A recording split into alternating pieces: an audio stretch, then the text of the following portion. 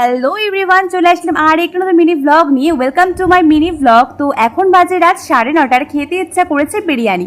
তো চটপট কিন্তু আমি অর্ডার করে দিয়েছি বিরিয়ানি সামনে একটা রেস্টুরেন্ট থেকে। তো বিরিয়ানি তো খেতে আমি খুবই ভালোবাসি, তো আজকে ডিনারে হবে বিরিয়ানি। তোমরা কে কে বিরিয়ানি খেতে ভালোবাসো আমাকে কিন্তু জানিও, আমিও ভীষণ ভালোবাসি। তো আজকে তো ডিনারে মা বিরিয়ানি হবে, চিকেন বিরিয়ানি। এই তো যাবো, ফোন করুক, একটুখানি রেডি হয়ে রয়েছি, আসো। আর এদিকে দেখো আমার সোনা শুয়ে আছে, আর এদিকে দেখো রিতম গেম খেলছে আমার ফোনে। স্টাইলটা কিন্তু সেই গেম খেলার। এমনি সময় তো যখন রাতে বিরিয়ানি অর্ডার করি তখন কিন্তু ওই 8:30টার মধ্যে কিন্তু অর্ডার করে দিই। এবারে কিন্তু 9:30টার মধ্যে অর্ডার করেছি, দেখি কখন আসে, ওয়েট করি। এখন বাজে দেখো 9:43। তো গাইস যাচ্ছি, সাথে দিদিও আছে। হাই। অন্ধকারে কালো ভূত লাগছে বলতে। ঘরে থেকে থেকে তো ভীষণই বোর হচ্ছিলাম, তাই কিন্তু আগে থেকে কিন্তু বেরিয়ে গেছিলাম।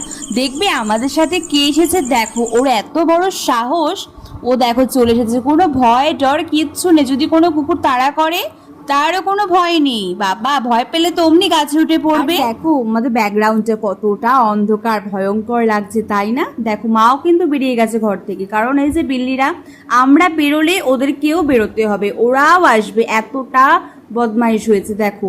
তারপর ওদেরকে একটু বাড়ির দিকে ছাড়তে গেলাম, নয়তো আমাদের সাথেই ঘুরঘুর করবে, কোনো উপায় নেই।